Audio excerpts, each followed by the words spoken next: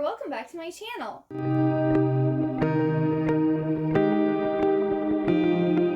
This is going to be my spoiler-filled dedicated reading vlog for Wintersong by S.J. Jones. This book I'm super excited to read. This is the June pick for my book club, Happily Ever Afters, which is a book club that I host over at Fable, but then I do dedicated reading vlogs over here on my channel.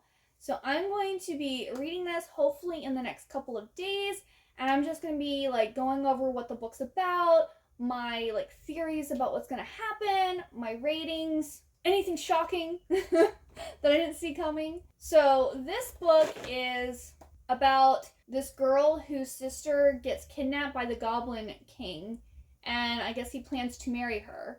And she goes to rescue her sister, and things happen. And it's a great book for fans of Labyrinth.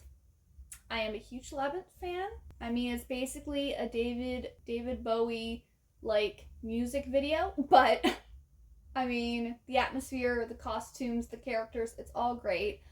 So I'm really looking forward to this. And I'm going to be reading it on my Kindle because I have both this and the sequel to this on my Kindle. This is actually a duology, so it's the first of a duology. And the second book is Shadow Song. So if I like this book, you might see me talk about the second book later on this channel. But yeah, I'm going to start reading this, and I will probably check in with you all at the 25% mark. Hey everyone, and happy Wednesday! So, I just reached 25% in Wintersong, and I'm liking it, but I feel like it's going kind of slow. We're at 25%, and I think we're just now, like, Liesl is just now going to be going into the underground. But anyway, it starts off, our main character is Liesl, and she has a sister named Kathy and a younger brother named Joseph, and then she also has a mom and her dad. And her mom and dad used to be like in a troupe or something like that, and the mom was a singer and the dad was a violinist, and then sounds like she got pregnant with Liesl, so the mom and dad got married, and then they moved away and are now innkeepers. There is a master coming to have Joseph audition for him to see if he is going to be an apprentice, violin apprentice. And it's also the night that's the end of the year, according to this Goblin King. It almost seems like a religion, because the grandmother talks about being like one of the Oralkönig. Like this, they have a lot of German in this because they're in Austria. Maybe it's Austrian, but I think it's German, because they say like Fräulein in it when that's German. So there's a lot of German in this. And they talk about like the old religion and believing in the Goblin King and different stuff like that. So it's the end of the year for whatever that is. And apparently, I guess the goblins are able to come into our world. Well, Kathy and Liesl are at the market, and Kathy ends up eating some fruit that was from the goblin men. So the Goblin King then takes Kathy and tells Liesl that she has until the next full moon to find her sister, or her sister is going to be his. And apparently when Liesl was younger, she used to be out in the woods, and her and the Goblin King would actually hang out. And Liesl loves music. She loves composing, and her brother is more, playing it. So her and her brother like work together to like come up with new songs and stuff. And they credit their musical ability to the Goblin King. Kathy, she's just kind of, I don't know, they're almost making her be like a dumb blonde. Like she has blonde hair, blue eyes, and like she just seems to like pretty things and doesn't really have any ambition or anything like that. But she's engaged to this guy named Hans, who apparently Liesl has had a crush on for like ever, and they were like really close friends and stuff. But now he's engaged to Kathy. Well, after the Goblin King steals Kathy, he erases everyone's memory of Kathy except for Liesl and the grandmother. So Liesl is then like wondering if she made this all up, like if Kathy's actually real, like what's going on. And so she eventually then goes to her grandmother, and her grandmother's like, oh, it's been weeks, I was wondering when you were going to come to me. And so she tells Liesel to get to the underground, she's going to have to sacrifice something to get there. And so she has been outside playing all this music, and she actually like took all of her compositions and threw them on like the fire just to like, well, she threw them to make a fire. And yeah, then I now am starting a part 2. So I'm guessing this is when we're going to start being in the underground.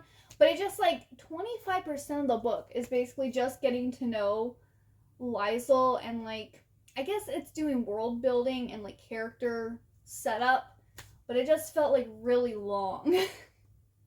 Because I don't think this is I think this is probably like a 300-page book, so 25% in is quite a bit. But I am liking Liesel. I am intrigued by the Goblin King and this whole game that he's playing with her. Apparently I don't know, when they were talking about it, she failed the first time because she was focusing on Joseph and making sure that his audition went well instead of paying attention to her sister and making sure the Goblin King couldn't get her. But then it also sounded like the Goblin King was upset that he actually wanted to marry Liesel, but she like stopped coming to visit him and I guess like believing in him, because they keep on making a comment. She's like, I want to be called Liesel, and people are like, oh, we like Elizabeth, which is her full name. It's, you know, Liesel's a girl's name, Elizabeth is a woman's name. So they're like, I guess, hinting at the fact that she's no longer a child? I don't know. But I'm excited because now I want to know what this underground is like. I want to see like the whole like goblin world and everything. So I'm excited. I don't like really have any guesses or whatever, except maybe the Goblin King actually really loves Liesel and she's gonna end up falling in love with him. I don't know, but we will see. Hey everyone, so it is Thursday now, and I got to part 2, which is almost at 50%, but not quite, and I'm kind of disappointed. So, at the start of part 2, Liesel wakes up in this room that doesn't have any doors or windows, and there's these 2 goblin girls named Twig and Thistle, and they tell her that she's in the underground and that they're her attendants. Well, she demands to go and see, you know, the Goblin King, and they're like, no, he's having a ball tonight, you know, it's in your honor or whatever like that, and so we have to get you ready to go to this ball. So she's like, okay, fine. She goes to the ball, and everyone's there, and the girls are wearing Kathy's they're all wearing masks, and the girls are wearing Kathy's face, and the guys are wearing Hans's face, which is the guy that Kathy's betrothed to. And everyone's like dancing and everything. And she doesn't really like the music that's playing because she said there's like no soul or emotion to it. So she goes over and she like kicks this one violinist, like she's out of the way, and she starts playing, and she basically joins their little orchestra, and they all follow her. And then the Goblin King shows up and like wants to dance with her.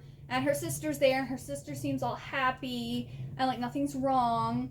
So the night progresses, and then the next morning, Kathy wakes up, and she demands to see the Goblin King because they made like a truce during the ball, but the next day they were going to be enemies again. Twig and Thistle are like, okay, and they like transport her to the Goblin King's bedroom, and he's still asleep. They have a conversation, and he basically tells her that he doesn't want to marry Kathy. He actually wants her, but she forgot about him, and, you know, he needs a wife. Because apparently he, like, controls the seasons or something like that, and if he doesn't have a human wife, then the earth doesn't get spring and summer. It's eternally winter. So it's basically a life for everybody else's lives. I don't know, it's kind of really weird. They're also making the goblins seem more like fairies, like very fae, which I mean, goblins might be considered part of the fae, but they're like the way they're described and like their abilities and like the whole being control of the seasons and stuff seem more fae than goblin. And then like she ends up going and finding Kathy because she's like, you know, I don't care. You can find another wife. My sister and I were going home. She goes and gets her sister, and Kathy thinks she's married to some count and is in some castle, you know, somewhere else. And Liesel ends up like singing and playing the flute to get Kathy like out of this delusion that she has. And they work their way through the underground, which, I mean, the underground really isn't that Like, it just seems like they're, like, in a giant cave. Like, dirt cave. Like, there's not really anything magical about it or different. Like, and then she makes a comment about them escaping his labyrinth, but it didn't, like, before that there was no comment about there being a labyrinth, or like, I don't know, it was just so disjointed, their like escape. And then not only that, but she does escape then, and he tells Liesel again that one of them needs to stay or it's gonna be like winter forever. So Liesel then ends up agreeing to stay. And that was like the end of part 2, and we're not even halfway through the book. The first part was getting to know Liesel and her family and the setup to go to the underground and save her sister. And that was like her going to the underground and saving her sister was less than 25% of the book. And so I'm like confused now. Like, I know this is supposed to be a dark fantasy romance. So does that mean the second half is just them getting to know each other and falling in love? But like, I don't know, like the Iron Fate series, like the Iron King and Caraval and even the Labyrinth movie, they go to rescue their siblings and they don't actually like rescue them till the end of the book. That's like the main point of the story, and they get to know people along the way. They don't like save their sibling and then get to know the person later. I mean, in this case, Liesel knew the Goblin King before, like when they were younger. Apparently they played together in the Goblin Grove. But still, I'm just like, this is like really weird. So, I like the characters, but it's just not doing what I wanted it to do. When I heard it's for fans of the Labyrinth, like I thought, you know, it'd be more magical, more whimsical. She'd like run into people, make friends, you know, actually have challenges and stuff. Like, it wasn't even that difficult to get her sister to like win, which maybe that was the point because the Goblin King didn't actually want to marry Kathy, so maybe he didn't actually make it difficult for her. I don't know, but so far I'm not impressed. I'm like really disappointed right now. But who knows, maybe we'll turn around and the second half of the book is going to be completely amazing. I don't know. But I'm going to continue reading and see what happens, and hopefully maybe the first half of the book will make sense to me. And not only that, but there's a second half too, so there's a second book, there's a sequel, so something else must happen, unless the sequel is a companion novel. I don't know, but I will get back to reading, and I don't know if, I think there's 4 parts, so I'll probably check in once I finish part 3. So, yeah, wish me luck. Hey everyone, it is now Friday, and I have finished part 3 of Wintersong. This book is taking me a really long time to read. Like, normally a YA book like this would take me like 2 days, and I'm now on day 3. No, day 4. Because I started this on Tuesday? Yeah, I started this book on Tuesday. So, I finished part 3, and it's really not improving at all, in my opinion. Liesel agrees to stay in the underground and marry the Goblin King, and they have like this wedding ceremony. Like, apparently there's a chapel underground, but there's not a priest or anything. So she's sent off on this lake, and it like drifts and finds its way to the chapel where they have like a ceremony, just the 2 of them. And then they like go back, and there's like this, I guess, celebration happening. And then it's almost like the goblins are trying to eat her. It was very strange. Like, she said, like, she felt like herself thinning. She felt like the life was being sucked out of her. And then, like, she commands them to stop. And then, like, all of a sudden, she's like, oh, I'm the queen of the goblins. I have power. They have to listen to me. And almost, like, she almost goes, like, power hungry. And then she all of a sudden gets this desire for the Goblin King and wants to, you know, consummate the marriage.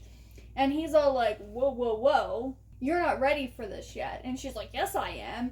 And he goes, no, I don't want to do that until I have you entire. Oh, there's something he wants, like, her old self, like the way she acted as a child. And also, like, her music. I don't know. I'm kind of confused about exactly what he wants. So he, like, denies her. So then she goes back to her room and, like, basically has a big tantrum. Starts throwing things and screaming, and then she like writes this song in like anger.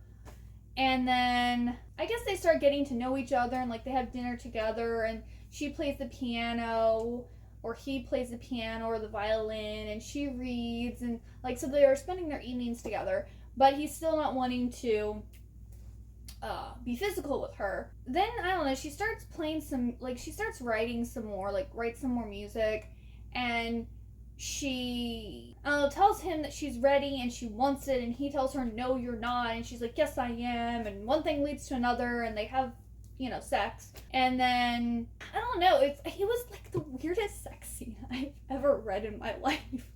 Because you don't actually, like, you don't get the physical, you get, like, her mental state while it's happening, and it was just weird.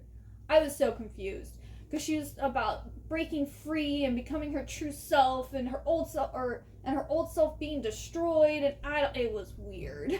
I'm just like, I don't get what's going on. Like, I don't know, she's like having an epiphany or something. I don't know. And then, like, he's all upset and apologizing afterwards. I don't know, then she also, it has this thing again where I'm the Goblin Queen, and, you know, I'm gonna survive. Because also at one point, they go to, like, the atelier, and they're, like, the person in charge of it is showing her all of these dresses, and they're dresses who belong to other Goblin Queens, and, like, telling the story and all that, and she's like, what happened to them? And they're like, well, they died. And then she asks the question, well, what happened to the first Goblin Queen? And she's like, and they're like, oh, well, she's the only one who made it or didn't die or something like that, so her dress isn't here. And they're like, oh, but, you know, you're gonna die, so don't worry about it. So I'm guessing she's gonna, I don't know, I'm very confused, because she's acting like she's in love with the Goblin King, but at the same time she wants to escape and go back to her family. But yet she doesn't also want to condemn the world to winter, so she needs to find a way to escape where she doesn't also take away spring and summer. I don't know. I'm so confused, and it's just like, I feel like a lot of stuff is happening too quickly. Like, I don't feel like things are being fully explained, and it's just like, the book started off slow, and now it's like boom, boom, boom, boom. But there's not really any clarity to it. So, yeah, I'm gonna read part 4. I don't know if there's 4 parts or 5 parts. I'm gonna say probably 5 parts, because how far am I into the book now? I'm at 68%. So maybe there's a part 4 and then an epilogue, maybe? I'm not sure. I'm reading it on my Kindle, so I'm on page 219 of 332. So I'm not really sure. I'm gonna say probably part 4 is the last part, and I guess it's going to be her trying to escape. I don't know. We'll find out, but I at this point, I don't really care that much. I'm so sad, because this sounded like such a good book. Like, when I read the synopsis for it, I was like, oh my goodness, this sounds amazing. You know, it sounds like the Labyrinth and Caraval and the Iron King. Like, I'm ready for this, and no. I'm sorry I chose this book, but yeah, once I finish it, I'll give you my final thoughts. I just finished reading Wintersong, and I gave it 2 stars.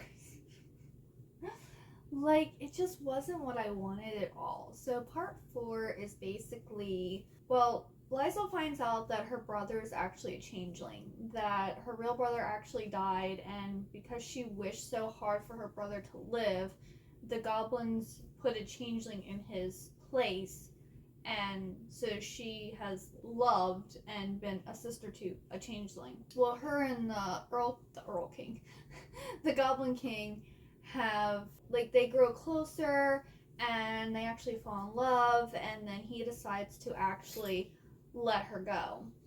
And to escape, he has to take, like, away her powers as the Goblin Queen, and basically remove his protection. So then she has to go through these trials, which, I mean, each trial was only 2 pages maybe. Like, they weren't that difficult, but there's 3 trials that she had to get through to then get to the world above.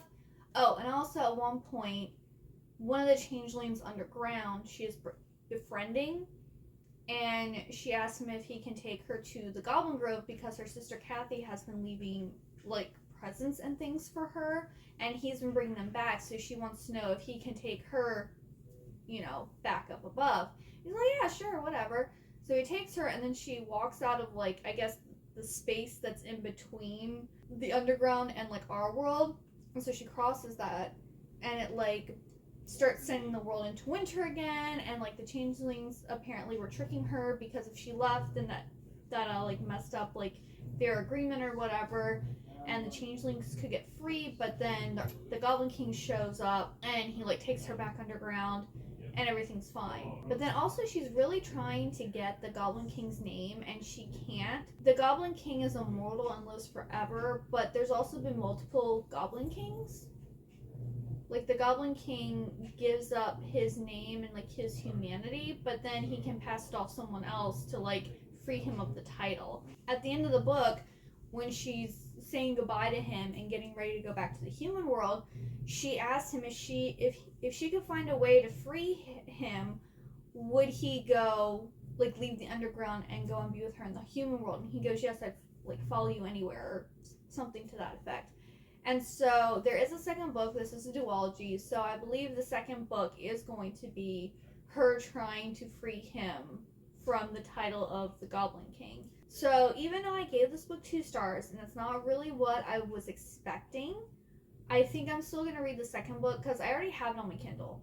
I already own it, and it's not like I can like sell it or give it back. It's a it's a digital copy of the book. So I am probably going to read it just to kind of see how it wraps up. Who knows, maybe the second book's really good. I mean, sometimes with duology, some people love the first book but don't like the second book, and some people don't like the first one but they really like the second one. So who knows, maybe the second book will be really good. But I just didn't feel like this world was as magical. It was kind of dark and gruesome, and I also thought like some of the imagery and things like she was trying to project with like their music and their feelings and stuff like that, I didn't really get. It wasn't very clear to me, and I found it very like odd, and maybe that's what she was going for, but I don't know. I mean, I liked Lysol as a character, and I liked the Goblin King, and I, you know, kind of like their relationship, but I wasn't really invested in it, you know, and I was just like, do I want her to stay there or do I want her to go back? I don't know. I don't really care. You know, it was just very disappointing.